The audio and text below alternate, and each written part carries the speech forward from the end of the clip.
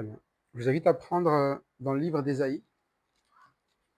Alors nous sommes à Ésaïe au chapitre 51 actuellement. On peut reprendre à partir du premier verset et on va lire jusqu'au verset 13 de Ésaïe. Ésaïe chapitre 51 du verset 1er jusqu'au verset 13. On peut prendre un verset chacun de ma gauche vers ma droite.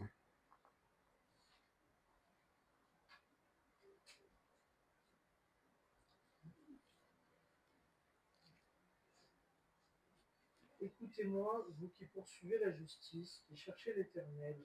Portez les regards sur le rocher d'où vous avez été taillé, sur le creux de la fosse où vous avez été tiré.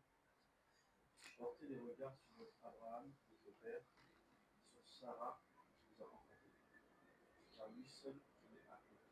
Il est béni et multiplié. En effet, l'Éternel console Sion, il a pitié de tous ses ruines. Il rendra son désert pardonne, pareil au jardin des noces. Sa plaine habite pareil à un jardin de l'Éternel. On trouvera au milieu d'elle la joie et l'allégresse, la reconnaissance et le chant de cantique. Mon peuple soit attentif, ma nation, prête mon oreille, car la loi sortira de moi, et j'établirai ma loi pour la calomnie avec elle. La justice est proche, le salut en marche, les droits suivront le peuple, les yeux passeront leur attente pour moi, elles trouveront sur la crème de mon bras. Levez les cieux vers le ciel, regardez en bas sur la terre. En effet, le ciel se dissipera comme une fumée, la terre tombera en lambeaux, comme un habit, et les habitants mourront comme des mouches. En revanche, le salut durera éternellement et la justice ne mourra jamais.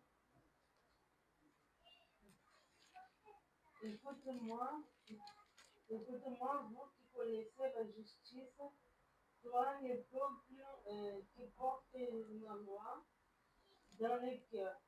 N'ayez pas peur de la honte infligée par les hommes et ne vous laissez pas terrifier par leur insulte. Car la peine les dévorera comme la vie, les loups les rongeront comme de la laine. En revanche, la justice durera éternellement, et mon salut de génération en génération. Réveille-toi de force, grâce de l'Éternel. Réveille-toi, comme dans le passé, comme dans les générations précédentes. Restateur qui a abattu l'Égypte, qui a transversé l'Éthiopie, qui a mis sec à la mer, de l'autre du grand abîme, qui a tracé dans les profondeurs de la mer un chemin entre des passages et rachetés. Ainsi les rachetés de l'Éternel retourneront, ils iront à Sion avec chant de triomphe, et une joie éternelle couronnera leur tête. L'allégresse et la joie s'approcheront, la douleur et les gémissements s'enfuiront. C'est moi qui vous console. Qui es-tu pour avoir peur de l'homme alors qu'il va mourir, et du Fils de l'homme dont le sort est pareil à celui de l'herbe? Et tu oublierais l'Éternel, celui qui t'a fait, qui a déployé le ciel et fondé la terre. Tu serais constamment à longueur de journée terrorisé devant la colère de l'oppresseur, parce qu'il se prépare à te détruire. Où donc est-elle, la colère de l'oppresseur? On se rappelle du contexte de ce livre d'Ésaïe. Dieu s'adresse à un peuple qui sont censés être ses enfants, des enfants qu'il a nourris, mais un peuple, comme il le mentionnera, qui est devenu une nation pécheresse, qui a abandonné l'Éternel, qui s'est détourné de lui. Et il s'est détourné de lui, et dans les passages qu'on voit, il lui reprocherait même à l'Éternel, au final, leur situation. Ils sont en train, dans ce moment-là, de parler comme si l'Éternel les avait abandonnés, comme si l'Éternel avait envoyé une lettre de divorce, comme si l'Éternel, au final, était la cause de tous leurs soucis. Actuellement, quand on regarde depuis le début, ils pensent parler avec droiture, comme dit le chapitre 48, mais l'Éternel va leur dire, mais t'es pas droit en fait. Tu parles de mon nom, tu dis que tu m'appartiens, mais en fait, tu t'appuies sur d'autres choses que sur moi-même, tu cherches la consolation, mais tu as tes idoles que tu as fait toi-même dans ta vie. Et c'est un peu ça l'histoire d'Israël, c'est que ils ont le Dieu qui est celui qu'il faut écouter, et c'est pour ça qu'ils n'arrêtent pas de le répéter, écoute-moi. Et au lieu d'écouter, ils passent leur temps à faire leurs propres idoles et après à se plaindre de la situation qui leur arrive. après avoir fait ses idoles. Et on pourrait se dire, l'Éternel, dans sa lassitude, il va dire, en fait, pour vous, c'est fini. Mais si l'Éternel, il va toujours donner cette occasion de revenir à lui, mais cette occasion n'est donnée qu'à ceux qui écoutent. C'est pour ça qu'il répète, écoute-moi. Et pas simplement ceux qui ont des pratiques religieuses, mais qui poursuivaient la justice. C'est-à-dire qu'il ne s'agit pas de faire les choses bien, comme si c'était une espèce de religion qu'on pratiquerait tout le temps, un peu comme il le dit au chapitre 48, c'est-à-dire qu'ils font des serments au nom de l'Éternel, ils ont leur culte qu'ils continuent à leur manière. Au final, Dieu va leur expliquer que oui, leur bouche parle de Dieu ou loue Dieu, mais en fait leur cœur est éloigné de lui. Mais lui, ce qu'il appelle, c'est un cœur qui poursuit la justice, qui le cherche vraiment, et il pousse à se rappeler de ceux qui ont fait cela. C'est pour ça qu'au chapitre 51, elle a dit, mais rappelez-vous de ce rocher, portez le regard vers vos ancêtres, Abraham et Sarah. Abraham et Sarah, il leur prend comme exemple parce qu'Abraham et Sarah n'avaient pas de temple. Abraham et Sarah n'avaient aucune pratique ni loi. Abraham et Sarah ont fait une chose simple, ils ont cru. Et étonnamment, nous, dans notre vie d'aujourd'hui, nous ne regardons plus à la manière basique de suivre Dieu, c'est-à-dire de croire par la foi sur ce qu'on écoute, sur les promesses de Dieu, mais on essaye parfois d'acheter ce que Dieu est censé nous donner. On fait nos propres idoles, on ne fait même plus attention à ce que Dieu dit, mais on fait attention à notre propre justice. Et c'est pour ça qu'il dit au ce peuple, chapitre 51, verset 4, mon peuple, fais attention à moi. Arrête de regarder autour de toi, arrête de regarder au final aux autres nations, fais attention à moi, tu es ma nation, et le rôle de la nation de l'Éternel, c'est de prêter l'oreille. Et parfois, c'est la chose la plus difficile pour nous, c'est juste de prêter l'oreille. C'est plus facile de parler que de prêter l'oreille. Et d'ailleurs, souvent, on parle beaucoup plus vite qu'on écoute. C'est pour ça qu'on crée des idoles. On veut d'abord quelque chose, et après on dit à Dieu, bénis ce que j'ai fait. Mais là, dans cette parole, il va expliquer que on va parler de sa justice. Ce qu'il bénit, c'est sa justice. Et l'objectif, c'est que même les îles, même ceux qui sont éloignés, fassent confiance en cette justice. Et ceux qui n'en feront pas confiance, regardez ce qui va leur arriver. Regardez les cieux, regardez la terre, tout partira comme une fumée. Par contre, moi, ce que je vous dis, ma justice et mon salut, il dure éternellement. Écoutez-moi, il répétera encore.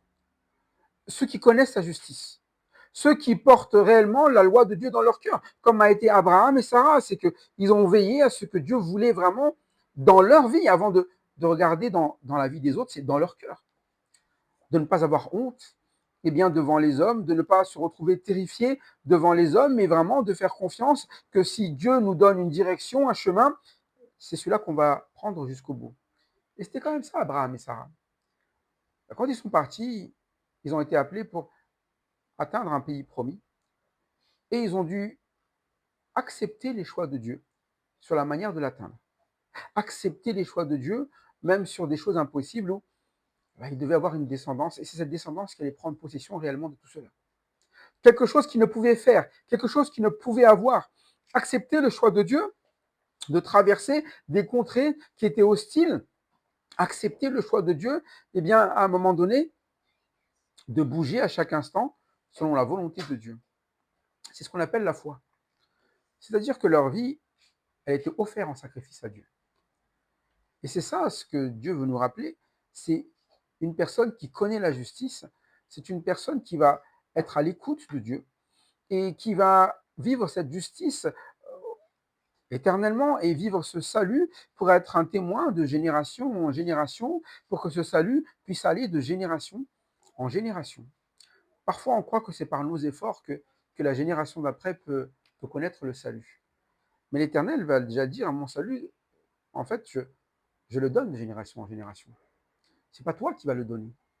Et la manière qu'il va utiliser dans notre vie, c'est juste un peu comme Abraham et Sarah, c'est qu'on soit des témoins de ce salut dans un passé plus lointain et de se rappeler que Dieu a délivré des personnes, leur a donné des promesses qui étaient impossibles. Et c'est pour ça que, au verset 9 qu'on a lu aujourd'hui, l'appel maintenant qu'ils vont demander à l'Éternel, c'est de se réveiller.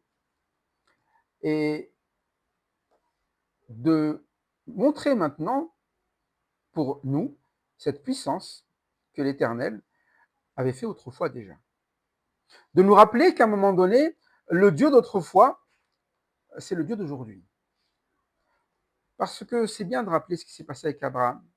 C'est bien aussi parce qu'il va rappeler ce qui s'est passé dans les générations précédentes. Il a abattu l'Égypte, il a traversé le chaos, il a battu le monstre. Au final, toute l'armée de l'Égypte a été battue. Mais de rappeler que c'était vraiment par la force de l'Éternel que ça s'est passé et que ce n'est pas différent aujourd'hui. Notre erreur, très souvent, c'est de croire que le Dieu d'avant a changé. C'est pour ça que quand on regarde les choses dans le passé, on se dit « ouais, mais ça, c'était avant ça ». C'est vrai qu'on regarde même parfois, pas besoin de remonter jusqu'à Moïse ou à Abraham, on regarde parfois les apôtres, on dit « ah, ça, c'était avant ça ». On regarde les chrétiens, « ah, mais ça, c'était avant ça ». Un petit peu comme si Jésus-Christ n'était plus le même hier et aujourd'hui, et qui va changer en avançant dans le temps. Comme si notre Dieu était devenu faible, comme si notre Dieu ne sauvait plus de la même manière. Et c'est pour ça que dans ce passage, on va parler d'un réveil, c'est-à-dire de se rappeler au final que la force, elle ne vient que de Dieu. Et c'est un peuple qui s'adresse à Dieu ici. Ceux qui ont écouté, c'est eux qui vont demander à ce que Dieu se réveille dans leur vie.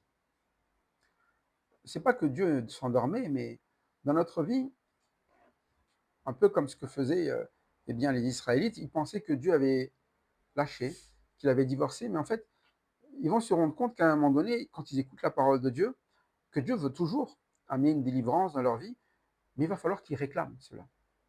Quand ils disent réveille, réveille-toi, ils rappellent qui est Dieu et ce qu'il a déjà fait avant.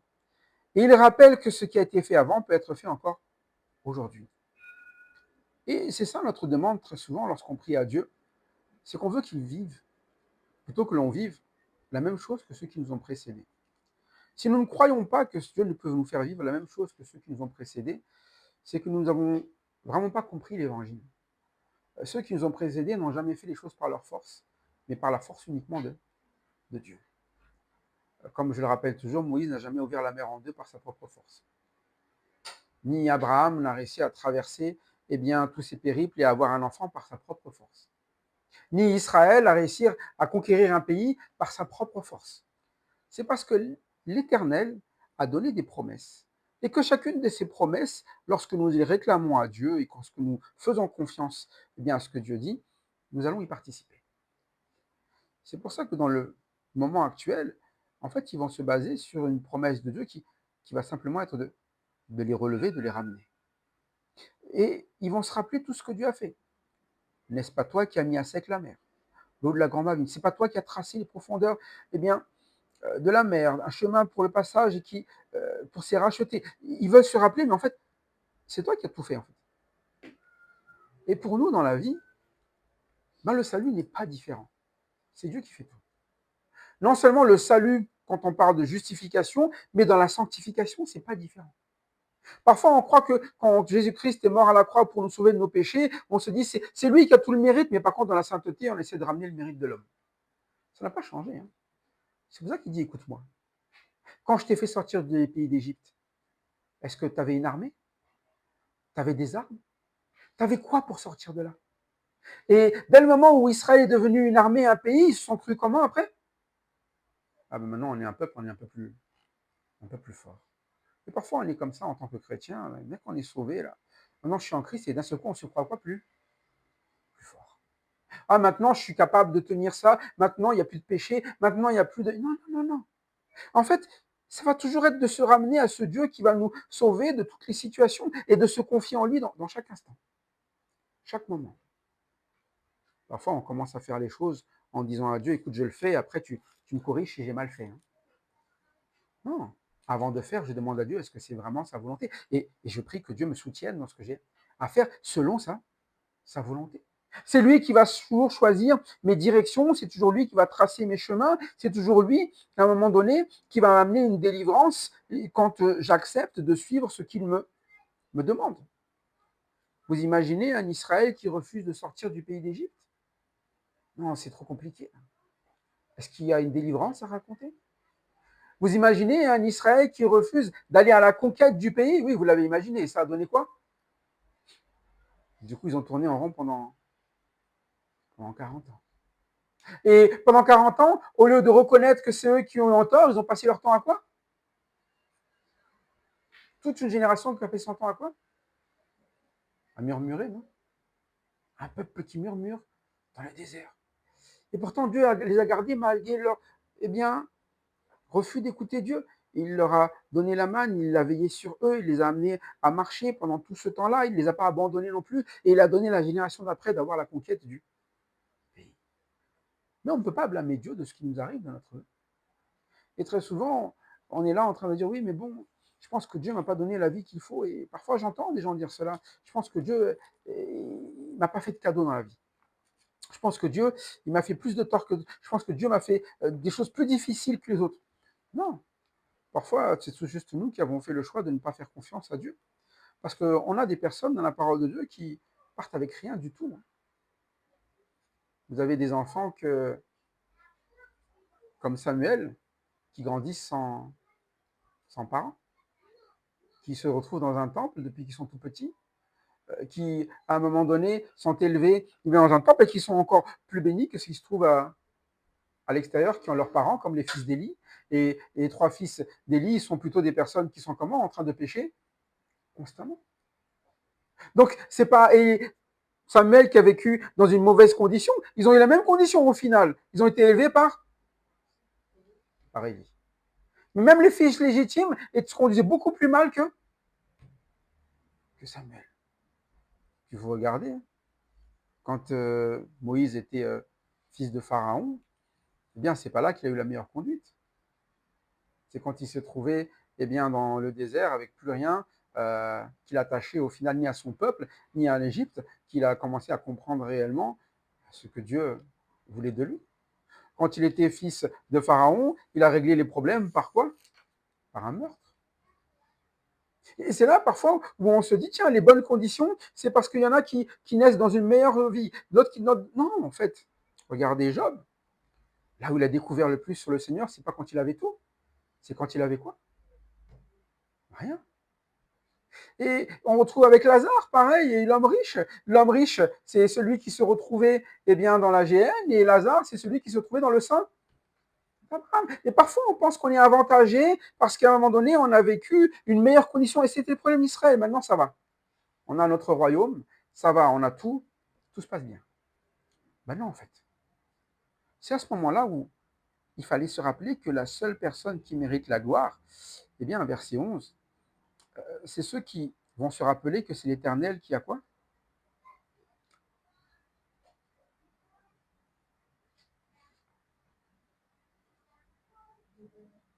Ce que l'Éternel aura libéré. On revient. C'est ça que vous avez, hein? Vous rachetez. En fait, ceux qui sont conscients de venir à l'Éternel, c'est ceux qui sont conscients qu'ils ont eu besoin d'être quoi? Libérés ou rachetés. Et c'est ça qu'on oublie très souvent lorsqu'on commence à posséder des choses. On croit qu'on n'a plus besoin de la liberté du Seigneur, ni que le Seigneur nous rachète encore de nous. Oui, il nous a payé une fois pour toutes, mais il faut qu'il purifie notre vie, c'est ça la sainteté. Il faut qu'à un moment donné, il nous rappelle, et c'est pour ça qu'on prend le repas du Seigneur tout le temps, c'est pour rappeler que toute notre vie dépend du rachat du Seigneur. Jusqu'à ce qu'il revienne, c'est cela. Et ce qui arrive très souvent, c'est qu'on ne fait plus appel au Seigneur, on ne revient plus vers le Seigneur parce qu'on croit qu'on mérite ce qu'on a ou qu'on est déjà assez bien. Mais le triomphe qui vient ici, ce n'est pas un triomphe des hommes. Quand ils arriveront à Sion, ça sera avec des chants de triomphe et de joie éternelle qui couronnent leur tête, mais ce n'est pas le triomphe des hommes, ce n'est pas la joie des hommes, c'est celle qui vient d'un Dieu qui nous a libérés, qui nous a rachetés. Mais tous les jours, c'est ça en fait. C'est-à-dire qu'à un moment donné, à chaque fois qu'on voit des situations et qu'on les traverse avec le Seigneur, on ne va jamais se dire, wow, super, j'ai réussi, j'ai été extraordinaire, heureusement que moi je suis comme ça. Non. La vraie gaieté, la joie, elle est donnée parce qu'à chaque fois on se retrouve avec l'Éternel à qui on remet les choses. Mais si on n'a pas ça, il nous reste quoi? La douleur et les gémissements. Et c'est le problème d'Israël, c'est qu'ils sont dans la douleur, les gémissements. Ils ont tout, hein. Ils ont Jérusalem, ils ont le temple, ils ont tout qui est avec eux, mais en fait, ils sont pauvres comme jamais. Et c'est ça la tristesse de ce moment. C'est pour ça que l'Éternel, il leur rappelle, votre consolation vient d'où? Verset 12. Arrêtez de vous appuyer sur vous. Hein. Votre consolation, elle vient que d'une personne. C'est moi. C'est moi qui vous console. Et dans notre vie de chaque jour, si on se rappellerait de ça, eh bien, on n'aurait pas à craindre ce qu'il y a autour de nous et on n'aurait pas à essayer de nous appuyer sur nous-mêmes parce qu'on n'aurait sinon pas quoi? La consolation. Il dit, c'est moi qui vous console. C'est-à-dire que s'il y a quelque chose qui se trouve eh bien, dans une mauvaise voie, c'est moi qui vous console. Si vous ne savez pas où aller, c'est moi qui vous console. C'est-à-dire que si vous ne choisissez pas ma direction, c'est la douleur et les gémissements. Et c'est ce qui se passe. Ils ont construit leurs idoles, ils se sont appuyés sur eux, et maintenant ils sont dans la douleur, les gémissements. Et vous regardez que très souvent, même chez nous, chez les chrétiens, c'est ce qui se passe. On pense qu'on peut se débrouiller, qu'on n'a pas besoin de faire tout ce que Dieu a dit. On part sur nos solutions. On suit eh bien, sur ce qui est le plus important pour nous. Et puis, bien les gémissements et les douleurs, tout s'écroule. On perd ce sur quoi on s'était appuyé, ou on s'est appuyé sur quelque chose, mais on est déçu. On n'est pas eh bien, sur quelque chose qui reste, et on perd notre gaieté, notre joie. Et c'est des douleurs. Rien ne va. Mais la vie n'est pas pour de la douleur. Si l'Éternel est avec nous, c'est lui qui est la consolation. Mais quand on n'a pas de consolateur, on finit même par avoir quoi? Avoir peur. Peur des autres. Il dit, si c'est pas moi qui vous console, on va se retrouver à avoir quoi? À avoir peur et peur de l'homme. C'est quoi la peur de l'homme? Ben, c'est un peu notre aspect de vie religieuse. On fait les choses parce qu'on a peur du regard des autres. Qu'est-ce qu'ils vont penser les autres? Vous imaginez bien ce peuple d'Israël, s'il commençait à vivre autrement que par les nations, qu'est-ce que les nations vont penser? Ah, c'est un peuple faible. Ah, c'est pas un vrai peuple. Ah, c'est un peuple, à un moment donné, qui n'a pas d'éclat, c'est un peuple... Et parfois, on est là, on a envie de plaire aux autres et on a peur des autres. Mais il dit, mais qui es-tu pour avoir peur de l'homme alors que l'homme va quoi? Alors qu'il va mourir. Celui qu'il faut craindre, c'est celui qui ne meurt pas. Et parfois, on craint des personnes qui partent déjà eux-mêmes dans le mur. Et c'est souvent ça le souci, c'est qu'on essaie de plaire dans notre vie à des personnes qui, eux, sont dans l'erreur. On essaie de plaire eh bien, aux gens du monde, alors qu'ils sont déjà eux-mêmes perdus. Et même dans l'assemblée, on essaie de plaire eh bien, à des personnes, mais on regarde leur vie, et parfois des vies dans la loi, des vies dans la colère, des vies à un moment donné qui sont totalement eh bien, dures, endurcies. Et parfois, pour ne pas se retrouver jugé par ces personnes-là, on fait ce qu'ils disent, mais il dit, mais il n'y a pas de consolation. Là. Il n'y a que douleur et gémissement. Qui es-tu pour avoir peur de l'homme alors qu'il va mourir, et du Fils de l'homme dont le sort est pareil à celui de l'herbe? Et on choisit les hommes, et on oublie plutôt qui, verset 13? L'Éternel.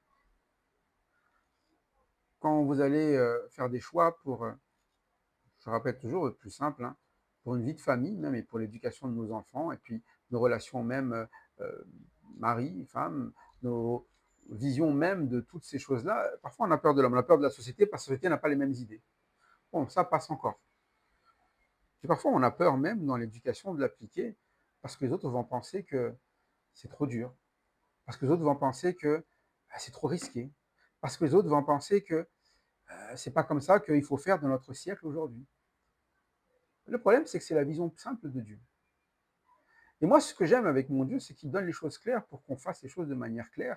Mais parfois, on veut oublier ce qu'il dit, parce qu'on se dit toujours, ouais, c'est trop compliqué. Imagine qu'il y a un problème.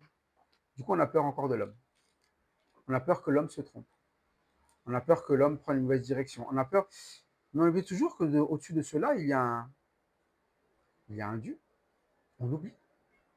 On oublie qu'il y a un Dieu qui est souverain de toutes choses. C'est-à-dire que, quand bien même un homme fait une erreur, c'est pas comme si Dieu pouvait perdre le contrôle de ce qui se passait sur cette terre. Hein. Je ne sais pas si vous Vous vous rappelez de l'histoire hein, de Nabal et puis d'Abigaïl. Le mari d'Abigaïl, il était comment? Nabal, ça voulait dire quoi? Vous connaissez, ça veut dire le nom de son mari, non? Ça veut dire fou. Son mari, c'était un fou. Et elle n'a jamais dit à David, écoute David, tu veux l'attaquer, détruis-moi tout ça, comme ça je recommence ma vie, parce que lui là, c'est un fou. Là. Même si les serviteurs venaient le voir en le disant, mais ton mari là, il est devenu fou. Non, elle a défendu même qui? Le fou. Pour qu'il ne soit pas détruit. Mais en persévérant dans sa folie, il est mort sans avoir à ce que David ne puisse commettre un seul crime envers lui. Dieu même a fait ce choix. Et Abigail est devenue la femme de David. C'était pas fait pour être comme ça. Hein. Mais on voit à un moment donné ici un Dieu qui est quoi? Qui est souverain des choses. Mais on le voit avec notre Seigneur Jésus-Christ. Tout ce qu'il a vécu, il a été dirigé sur cette terre, toute autorité. Elles étaient toutes comment? Injustes, non? Mais dans toute cette injustice, c'est là qu'est sorti quoi? Notre salut. Et c'est là où, si Jésus avait eu peur des hommes, il ne serait pas allé jusqu'à la croix. Mais il n'a pas oublié que c'est l'ordre du Père qui lui a demandé d'aller jusqu'à la croix, jusqu'à la mort de la croix, d'obéir. Et c'est là ce qu'on appelle eh bien, une vraie confiance en Dieu, un Dieu où on veut voir son bras qui ramène une délivrance. Et c'est pour ça que les apôtres, lorsqu'ils ont été envoyés, n'ont pas été différents. Lorsque les apôtres ont été envoyés, est-ce qu'ils ont eu peur des hommes? Ils ont accepté le châtiment des hommes, non? Prison, coup, et ils n'ont jamais reculé. Parce qu'ils n'ont jamais oublié qui? Leur Dieu. Ils avaient une promesse. Ils avaient déjà la victoire et leur vie n'était pas d'essayer de cumuler des choses ici-bas. Qu'est-ce qu'ils avaient d'ailleurs ici-bas? Ils n'avaient rien. Hein. Quand tu regardes la vie de Paul, il n'avait ni maison, ni foyer. Il était là et sa maison, c'était là où Dieu l'emmenait. Par contre, eh bien, par lui, le salut est passé de génération en génération. Et c'est là où nous ne comprenons pas toujours qu'à un moment donné, c'est Dieu qui est créateur de toutes choses, c'est lui qui a tout déployé et c'est lui qui, à un moment donné, est maître de chaque situation. C'est pour ça que c'est lui qu'il faut écouter. Et qu'il ne s'agit pas d'être contre les gens même. Il s'agit juste de faire ce que Dieu dit. Dans ce passage, Ésaïe a décidé de donner sa vie à Dieu et de faire tout ce que Dieu a dit. En échange, qu'est-ce qu'il aura en retour? Du peuple, l'amour du peuple, la reconnaissance du peuple. Dieu l'a déjà promis, hein. Ils ne t'écouteront pas. Hein. Et c'est là où vous voyez qu'il n'oublie pas Dieu. C'est pour ça qu'il le dira, hein, que l'Éternel lui a donné un langage de disciple. C'est ça, quelqu'un qui n'oublie pas Dieu. Il est un disciple du Seigneur. Et sa vie, il l'a dédié à faire eh bien, la volonté de son Seigneur, parce que c'est ça qui va l'enlever lui-même dans sa vie, déjà les douleurs et les gémissements. Parce qu'aujourd'hui, ce n'est pas Ésaïe qui a des douleurs et des gémissements, c'est tout Israël. Et pour nous, c'est important de comprendre que dans ce moment précis, l'Éternel est en train de rappeler Israël à cette vie normale, pour ceux qui portent le nom de Dieu. Cette vie normale où on n'est pas là pour craindre les hommes et ce que les hommes vont penser. On n'est pas là pour utiliser la stratégie ou la manière des hommes, même pour amener le salut. On est là pour faire confiance en Dieu qui sauve, et non seulement nous, mais aussi les autres, par une vie obéissante à sa parole.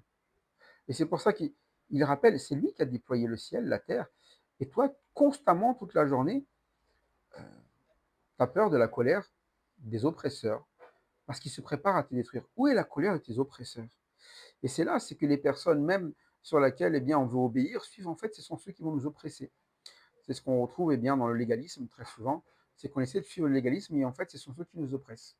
C'est-à-dire que ce sont ceux qui, à un moment donné, lorsqu'on ne fait pas comme ils disent, ils vont trancher à chaque fois. Et on a peur.